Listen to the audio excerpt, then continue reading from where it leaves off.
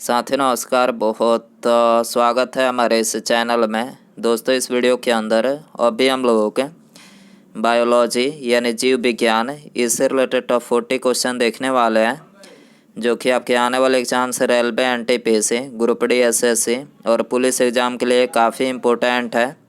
तो आप इस वीडियो को बहुत ध्यान से लास्ट तक देखिए। चैनल पर आए तो चैनल को सब्सक्राइब कर जो पास वाली घंटी का निशान है उसे भी ऑन कर दें, ठीक है।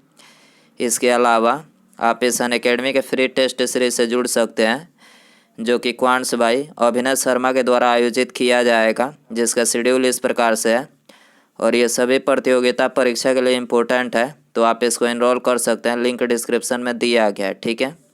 यदि आप अनअकैडमी पर फर्स्ट टाइम विजिट कर रहे हैं तो आप हमारा ये अनलॉक कोड ज़रूर यूज करें, ठीक है। तो देखिए यहाँ पर हमारा पहला क्वेश्चन है, जब कोई बाहरी पदार्थ मानव रुधिर प्रणाली में प्रविष्ट होता है तो प्रतिक्रिया कौन प्रारंभ करता है। तो देखिए प्रतिक्रिया जो है ये डब्ल्यूबीसी प्रारंभ करता है, ठीक है। इसके अलावा डब्ल्यूबीसी को ये ल्यूकोसाइट के रूप में भी जाना जाता है, ठीक है। और इसका जीवन काल कितने दिनों का होता है। तो देखिए इसका जो जीवन काल होता है तो ये 2 से 4 दिनों का होता है, ठीक है। क्वेश्चन नंबर 2 है, कृत्रिम गुर्दा निम्नलिखित में से किस सिद्धांत पर कार्य करता है। तो देखिए कृत्रिम गुर्दा जो है ये डायलिसिस के सिद्धांत पर कार्य करता है, ठीक है। सी करेक्ट हो जाएगा। क्वेश्चन नंबर 3 है, आरएच फैक्टर का नाम निम्नलिखित में से किससे संबंधित है। तो देखिए आरएच फैक्टर जो है ये संबंधित है बंदर से, ठीक है। डी करेक्ट हो जाएगा। क्वेश्चन नंबर 4 है, गर्भाशय में शिशु के विकास की जानकारी हेतु किसका प्रयोग किया जाता है। तो देखिए गर्भाशय में शिशु के विकास की जानकारी हेतु ये अल्ट्रासाउंड का जो है प्रयोग किया जाता है, ठीक है। तो यहाँ पर डी करेक्ट हो जाएगा। क्वेश्चन नंबर 5 है, एंटीबॉडी का मुख्य कार्य निम्नलिखित में से किसके विरुद्ध होता है। तो देखिए एंटीबॉडी का जो मुख्य कार्य होता है तो ये संक्रमण के विरुद्ध होता है, ठीक है। बी करेक्ट हो जाएगा। क्वेश्चन नंबर 6 है, मनुष्य के मस्तिष्क में बुद्धि का केंद्र निम्नलिखित में से कौन सा होता है। तो देखिए मनुष्य के मस्तिष्क में जो बुद्धि का केंद्र होता है तो ये होता है सेरेब्रम, ठीक है। सी करेक्ट हो जाएगा। इसके अलावा मनुष्य का जो मस्तिष्क होता है तो ये कितने ग्राम का होता है। तो देखिए मनुष्य के मस्तिष्क का जो वजन होता है तो ये 1350 से 1400 ग्राम का होता है, ठीक है। और इसके अलावा मनुष्य की खोपड़ी में कितनी हड्डियां होती है। तो मनुष्य की खोपड़ी में 29 हड्डियां होती है, जिसमें से 14 हड्डियां जो होती है ये चेहरे की हड्डी होती है, ठीक है। चेहरे की हड्डी कितनी होती है, 14 होती है। और पूरे खोपड़ी में कितनी अस्थियां होती है, हड्डियां होती है। तो ये 29 हड्डियां होती है, ठीक है। क्वेश्चन नंबर 7 है, मानव शरीर के किन कोशिकाओं में सबसे कम पुनर्योजना शक्ति होती है। तो देखिए सबसे कम जो पुनर्योजना शक्ति होती है तो ये मस्तिष्क कोशिकाओं में होती है, ठीक है। तो यहाँ पर ए करेक्ट हो जाएगा। क्वेश्चन नंबर 8 है, निम्नलिखित में से कौन सा ऊतक घाव भरने में सहायक होता है। तो देखिए इसका करेक्ट आंसर ऑप्शन बी हो जाएगा। एपिथेलियमी जो ऊतक होता है तो ये घाव भरने में सहायक होता है, ठीक है। इसके अलावा घाव भरने में कौन सा विटामिन सहायक होता है। तो देखिए विटामिन जो है ये विटामिन सी सहायक होता है, ठीक है। क्वेश्चन नंबर 9 है, संवेदना का चालन शरीर के एक भाग से दूसरे भाग में किसके द्वारा होता है। तो देखिए संवेदना का चालन शरीर के एक भाग से दूसरे भाग में ये तंत्रिका ऊतक के द्वारा होता है, ठीक है। तो यहाँ पर डी करेक्ट हो जाएगा। क्वेश्चन नंबर 10 है, निम्नलिखित में से किस रुधिर वर्ग में कोई एंटीजन नहीं पाई जाती है। तो देखिए इसका करेक्ट आंसर ऑप्शन डी हो जाएगा। ओ रुधिर वर्ग में जो है कोई एंटीजन नहीं पाई जाती है, ठीक है। इसके अलावा ओ रुधिर वर्ग को ये सर्वदाता रक्त समूह बोला जाता है, ठीक है। और ए बी रक्त समूह को ये सर्वग्राही रक्त समूह जो है बोला जाता है, ठीक है। क्वेश्चन नंबर 11 है, भ्रूण के विकास के लिए निम्नलिखित में से किस अंग के द्वारा खाद्य की पूर्ति की जाती है। तो देखिए भ्रूण के विकास के लिए ये बीजांडसन के द्वारा जो है ये खाद्य की पूर्ति की जाती है, ठीक है। बी करेक्ट हो जाएगा। क्वेश्चन नंबर 12 है, हमारी छोड़ी हुई सांस की हवा में CO2 यानी कार्बन डाइऑक्साइड की मात्रा लगभग कितनी होती है। तो देखिए हमारी छोड़ी हुई सांस की हवा में CO2 यानी कार्बन डाइऑक्साइड की जो मात्रा होती है तो ये 4% होती है। ठीक है, तो यहाँ पर ये करेक्ट हो जाएगा। क्वेश्चन नंबर 13 है, मनुष्य के शरीर में मुख्य नाइट्रोजनीय अपशिष्ट निम्नलिखित में से कौन सा होता है। तो देखिए मनुष्य के शरीर में मुख्य जो नाइट्रोजनीय अपशिष्ट होता है तो ये होता है यूरिया। ठीक है, तो यहाँ पर ये करेक्ट हो जाएगा। क्वेश्चन नंबर 14 है, अनाक्षी श्वसन का अंतिम उत्पाद निम्नलिखित में से कौन सा होता है। तो देखिए अनाक्षी श्वसन का जो अंतिम उत्पाद होता है तो ये होता है लैक्टिक अम्ल। ठीक है, तो यहाँ पर डी करेक्ट हो जाएगा। क्वेश्चन नंबर 15 है, रक्त की अशुद्धियाँ निम्नलिखित में से किस अंग में जाकर छनती है।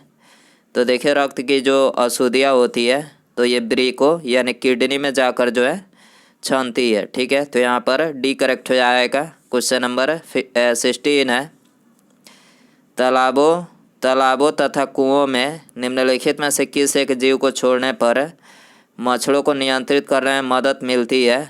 तो देखिए तालाबों और कुओं में ये गैबोसिया फिश को छोड़ने पर जो है मच्छरों को नियंत्रित करने में मदद मिलती है। ठीक है, तो यहाँ पर सी करेक्ट हो जाएगा। क्वेश्चन नंबर 17 है, मलेरिया परजीवी तथा अमीबा को निम्नलिखित में से किस श्रेणी में रखा जाता है। तो देखिए मलेरिया परजीवी तथा अमीबा को ये प्रोटोजोआ के श्रेणी में रखा जाता है। ठीक है, ये करेक्ट हो जाएगा। क्वेश्चन नंबर 18 है, मनुष्य में द्विगुणित क्रोमोसोम की संख्या निम्नलिखित में से कितनी होती है। तो देखिए मनुष्य में द्विगुणित क्रोमोसोम की जो संख्या होती है तो ये 23 होती है, जोड़े में 23 होती है और इस तरह से 46 होती है। ठीक है, तो यहाँ पर बी करेक्ट हो जाएगा। क्वेश्चन नंबर 19 है, बच्चों के लिंग निर्धारण के लिए निम्नलिखित में से किसका क्रोमोसोम उत्तरदायी होता है। तो देखिए बच्चों के लिंग निर्धारण के लिए जो पिता क्रोमोसोम होता है तो ये उत्तरदायी होता है। ठीक है, ये करेक्ट हो जाएगा। क्वेश्चन नंबर 20 है, अपोहन का प्रयोग किस क्रिया को पूरा करने के लिए होता है। तो देखिए अपोहन का जो प्रयोग होता है तो ये ब्रेक की क्रिया को पूरा करने के लिए होता है। ठीक है, डी करेक्ट हो जाएगा। क्वेश्चन नंबर 21 है, स्त्रियों की नसबंदी को निम्नलिखित में से क्या कहा जाता है। तो देखिए स्त्रियों की नसबंदी को ये ट्यूबेक्टोमी जो है बोला जाता है। ठीक है, जबकि पुरुषों की नसबंदी को क्या बोला जाता है। तो पुरुषों की नसबंदी को ये वैसेक्टोमी जो है बोला जाता है। ठीक है, तो यहाँ पर ए करेक्ट हो जाएगा। क्वेश्चन नंबर 23 है, क्रेब्स चक्र में निम्नलिखित में से किसका संश्लेषण होता है।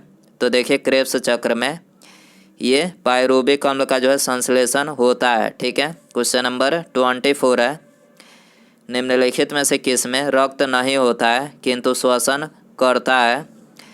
तो देखिए इसका करेक्ट आंसर ऑप्शन सी हो जाएगा। हाइड्रा में रक्त नहीं होता है किंतु श्वसन जो है करता है। ठीक है, इसके अलावा मेढक जो है किसके द्वारा सांस लेता है। तो देखिए मेढक जो है ये अपनी त्वचा के द्वारा जो है सांस लेता है। ठीक है, क्वेश्चन नंबर 25 है, पक्षियों की हड्डियाँ निम्नलिखित में से किस प्रकार की होती है।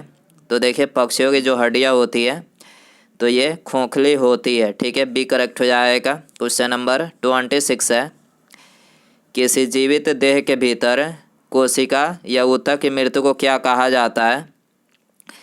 तो देखिए किसी जीवित देह के भीतर कोशिका या ऊतक की मृत्यु को ये बोला जाता है न्यूट्रोफिलिया। ठीक है, तो यहाँ पर ये करेक्ट हो जाएगा। क्वेश्चन नंबर 27 है, निम्नलिखित में से किस कारण माता पिता की सभी संतानें एक समान नहीं होती है। तो देखिए माता पिता की जो सभी संतानें हैं वो एक समान ये आनुवांशिक विभिन्नता और वातावरण की विभिन्नता यानी इन दोनों के कारण नहीं होती है। ठीक है, तो यहाँ पर सी करेक्ट हो जाएगा, उपर्युक्त में दोनों। ठीक है, क्वेश्चन नंबर 28 है, निम्नलिखित में से किस रुधिर वर्ग में दोनों एंटीबॉडी पाई जाती है। तो देखिए इससे करेक्ट आंसर ऑप्शन डी हो जाएगा, वो रुधिर वर्ग में जो है ये दोनों एंटीबॉडी पाई जाती है। ठीक है, क्वेश्चन नंबर 29 है, निम्नलिखित में से किस रुधिर वर्ग में एंटीबॉडी नहीं पाई जाती है। तो देखिए इसका करेक्ट आंसर ऑप्शन सी हो जाएगा, ए बी रक्त समूह में जो है ये एंटीबॉडी नहीं पाई जाती है। ठीक है। क्वेश्चन नंबर 30 है, निषेचन की क्रिया निम्नलिखित में से कहाँ पर होती है? तो देखिए निषेचन की क्रिया जो है ये अंडवाहिनी में होती है। ठीक है, सी करेक्ट हो जाएगा। क्वेश्चन नंबर 31 है, स्पंज के सिरे पर स्थित बड़ा छिद्र निम्नलिखित में से क्या कहलाता है? तो देखिए स्पंज के सिरे पर जो स्थित बड़ा छिद्र होता है तो ये ऑस्कुलम कहलाता है। ठीक है, तो यहाँ पर डी करेक्ट हो जाएगा। क्वेश्चन नंबर 32 है, मानव शरीर में यूरिया का निर्माण निम्नलिखित में से कहाँ पर होता है? तो देखिए मानव शरीर में यूरिया का जो निर्माण होता है तो ये यकृत यानी लीवर में होता है। ठीक है, सी करेक्ट हो जाएगा। क्वेश्चन नंबर 33 है, संसार में किसकी जीव की संख्या सर्वाधिक है? तो देखिए संसार में ये मछलियों के जीव की संख्या जो सबसे अधिक है। ठीक है, तो यहाँ पर डी करेक्ट हो जाएगा। क्वेश्चन नंबर 34 है, बड़ांधता वाले व्यक्ति को लाल रंग निम्नलिखित में से किस रंग का दिखाई देता है? तो देखिए बड़ांधता वाले जो व्यक्ति होते हैं तो उनको जो लाल रंग होता है तो ये हरा रंग का दिखाई देता है। ठीक है, सी करेक्ट हो जाएगा। क्वेश्चन नंबर 35 है, माता पिता के गुण उनके संतानों में किसके द्वारा स्थानांतरित होता है? तो देखिए माता पिता के जो गुण होते हैं तो उनके संतानों में ये गुण सूत्र के द्वारा जो है स्थानांतरित होता है। ठीक है, बी करेक्ट हो जाएगा। क्वेश्चन नंबर 36 है, निम्नलिखित में से कौन से ऊतक शरीर को गर्म रखने के लिए उत्तरदायी होता है? तो देखिए शरीर को गर्म रखने के लिए जो उत्तरदायी होता है तो ये होता है वसमय ऊतक। ठीक है, तो यहाँ पर ए करेक्ट हो जाएगा। क्वेश्चन नंबर 37 है, ऊँट का कुबड़ निम्नलिखित में से किस ऊतक का बना होता है? तो देखिए ऊँट का जो कुबड़ होता है तो ये वसमय ऊतक का बना होता है। ठीक है, तो यहाँ पर ए करेक्ट हो जाएगा। क्वेश्चन नंबर 38 है, मोटापा निम्नलिखित में से किसकी अधिकता के कारण होता है? तो देखिए मोटापा जो होता है तो ये वसा ऊतक की अधिकता के कारण होता है। ठीक है, मोटापा किसकी अधिकता के कारण होता है? तो ये वसा ऊतक की अधिकता के कारण होता है। ठीक है, क्वेश्चन नंबर 39 है, फेफड़ों को ढकने वाला आवरण निम्नलिखित में से क्या कहलाता है? तो देखिए फेफड़ों को ढकने वाला जो आवरण होता है तो ये पलूरा कहलाता है। ठीक है, बी करेक्ट हो जाएगा। उसके बाद यहाँ पर हमारा अगला क्वेश्चन है, हार्मोन आमतौर पर किस में नहीं होते हैं? तो देखिए ऑप्शन है चूहा, बंदर, बैक्टीरिया या फिर बिल्ली। तो इसमें बताना है कि हार्मोन जो है आमतौर पर किस में नहीं होते हैं। तो दोस्तों आप इसका आंसर जो है कमेंट बॉक्स में ज़रूर बताएं। वीडियो पसंद आए तो वीडियो को लाइक ज़रूर करें, चैनल पर नया है तो चैनल को सब्सक्राइब और जो पास वाले घंटे का निशान है इसे भी ऑन कर दें। ठीक है, मिलते हैं अगले वीडियो में। Thanks for watching.